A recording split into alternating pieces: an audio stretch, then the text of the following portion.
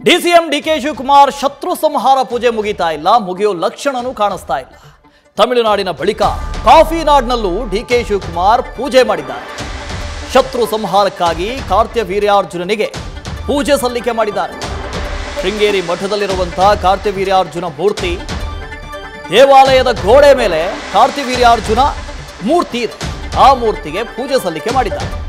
ಅಧಿಕಾರ ಮತ್ತು ಶತ್ರು ಸಂಹಾರಕ್ಕಾಗಿ ಡಿಕೆ ಶಿವಕುಮಾರ್ ಪ್ರಾರ್ಥನೆ ಮಾಡಿಕೊಂಡಿದ್ದಾರೆ. ಕಳೆದು ಹೋದಂತ ವಸ್ತುವಿಗಾಗಿಯೂ ಕೂಡ ಇಲ್ಲಿ ಪೂಜೆ ಮಾಡ್ತಾರೆ. ಆದರೆ ಡಿಕೆ ಶಿವಕುಮಾರ್ ಅವರು ಏನು ಕಳ್ಕೊಂಡ್ರು ಗೊತ್ತಿಲ್ಲ. ಪಡೆಯೋದಕ್ಕೋಸ್ಕರ ಪೂಜೆ ಸಲ್ಲಿಕೆ ಮಾಡಿರಬಹುದು ಅಥವಾ ಶತ್ರು ಸಂಹಾರಕ್ಕೋಸ್ಕರ ಮಾಡಿರಬಹುದು. ಈ ದೃಶ್ಯದಲ್ಲಿ ಗಮನಿಸ್ತಾ ಇದ್ದೀರಿ, ಇತ್ತೀಚೆಗೆ ತಮಿಳುನಾಡಿಗೆ ತೆರಳಿದ್ರು. ಪ್ರತ್ಯಂಗಿರಾದೇವಿ ಪೂಜೆ ಸಲ್ಲಿಕೆ ಮಾಡಿದ್ರು. ದೊಡ್ಡ ಮಟ್ಟಿಗೆ ಚರ್ಚೆ ಆಗಿತ್ತು. ಪ್ರತ್ಯಂಗಿರಾದೇವಿಗೆ ಯಾಕೆ ಪೂಜೆ ಸಮರ್ಪಣೆ ಮಾಡ್ತಾರೆ, ಸಲ್ಲಿಕೆ ಮಾಡ್ತಾರೆ ಅಂತ ಹೇಳಿದ್ರೆ ಶತ್ರು ಸಂಹಾರಕ್ಕೋಸ್ಕರ ಅಥವಾ ಅಧಿಕಾರ ಪ್ರಾಪ್ತಿಗೋಸ್ಕರ. ಇನ್ನು ಮಲ್ನಾಡಿಗರಿಗೆ ಗೊತ್ತಿರುತ್ತೆ ಯಾಕೆ ಶೃಂಗೇರಿಯಲ್ಲಿ ಕಾರ್ತ್ಯ ವೀರ್ಯಾರ್ಜುನನಿಗೆ ಪೂಜೆ ಮಾಡ್ತಾರೆ ಅಂತ. ಅದು ಕೂಡ ದೇವಸ್ಥಾನದ ಗೋಡೆ ಮೇಲಿರುವಂಥ ಕೆತ್ತನೆ, ಕಾರ್ತ್ಯ ವೀರ್ಯಾರ್ಜುನ ಸ್ವಾಮಿಯ ಕೆತ್ತನೆ. ಅದಕ್ಕೆ ಪೂಜೆ ಸಲ್ಲಿಕೆ ಮಾಡಿದ್ದಾರೆ ಅಂತ ಹೇಳಿದ್ರೆ ಅದರ ಉದ್ದೇಶ ಏನಾಗಿರುತ್ತೆ ಅನ್ನೋದು ಸಾಮಾನ್ಯವಾಗಿ ಎಲ್ಲರಿಗೂ ಗೊತ್ತಿರುತ್ತೆ. ಇಷ್ಟೇ ಶತ್ರು ಸಂಹಾರ, ಅಧಿಕಾರ ಪ್ರಾಪ್ತಿ. ಹಾಗಾಗಿ ರಾಜ್ಯದಲ್ಲಿ ಅಧಿಕಾರ ಪ್ರಾಪ್ತಿಗೋಸ್ಕರ ಎರಡು ಬಣಗಳ ನಡುವೆ ಕಿತ್ತಾಟ ನಡೀತಾ ಇದೆ. ಯಾರಿಗೆ ದಕ್ಕುತ್ತೋ ಯಾರಿಗೆ ಸಿಗುತ್ತೋ ಗೊತ್ತಿಲ್ಲ.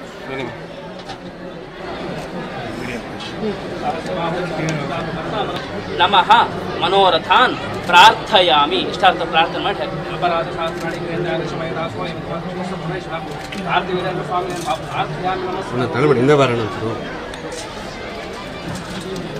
ನಾಶಮಿಷ್ಟದಂತ ಮುಂದೆ ಮಹಾಬಲ ಕಾರ್ತವೀರ್ಯಾರ್ಜುನ ನಾಮ ರಾಜ ಬಾಹು ಸಹಸ್ರವಾಂತಸ್ಯ ಸ್ವರ್ಣಮಾತ್ರೇನ ಗತಂ ನಷ್ಟಂ ಚ ಲಭ್ಯತೆ.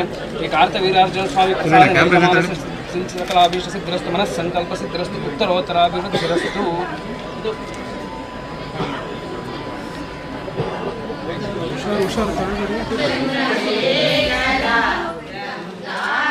ಸೊ ತಮಿಳುನಾಡಿನ ನಂತರ ಇವತ್ತು ಶೃಂಗೇರಿಗೆ ಡಿಕೆ ಶಿವಕುಮಾರ್ ಅವರು ತೆರಳಿದರು. ಸಾಲು ಸಾಲು ಪೂಜೆಗಳನ್ನು ಮಾಡಿಸ್ತಾ ಇದ್ದಾರೆ. ಯಾಕೋ ಗೊತ್ತಿಲ್ಲ, ಹೊಸ ವರ್ಷ ಬಂದಿದೆ. ಹೊಸ ವರ್ಷದ ಸಂದರ್ಭದಲ್ಲೂ ಕೂಡ ಅವರು ಪೂಜೆ ಸಲ್ಲಿಕೆಯನ್ನು ಮಾಡಿದರು.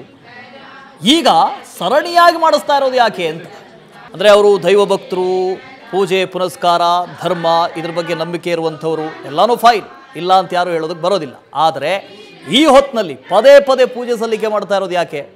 ಒಂದು ಕಡೆ ಡಿನ್ನರ್ ಪಾಲಿಟಿಕ್ಸ್ ಆಗ್ತಾ ಇದೆ, ಇನ್ನೊಂದು ಕಡೆ ದೆಹಲಿಗೆ ಹೋಗ್ತೀವಿ ಅಂತ ಹೇಳ್ತಾ ಇದ್ದಾರೆ. KPCC ಅಧ್ಯಕ್ಷರು ಬದಲಾವಣೆ ಆಗ್ತಾರೆ ಅಂತ ಹೇಳ್ತಾ ಇದ್ದಾರೆ. ಅಧಿಕಾರ ಹಂಚಿಕೆಯ ಸೂತ್ರ ಅಂತ ಹೇಳ್ತಾ ಇದ್ದಾರೆ.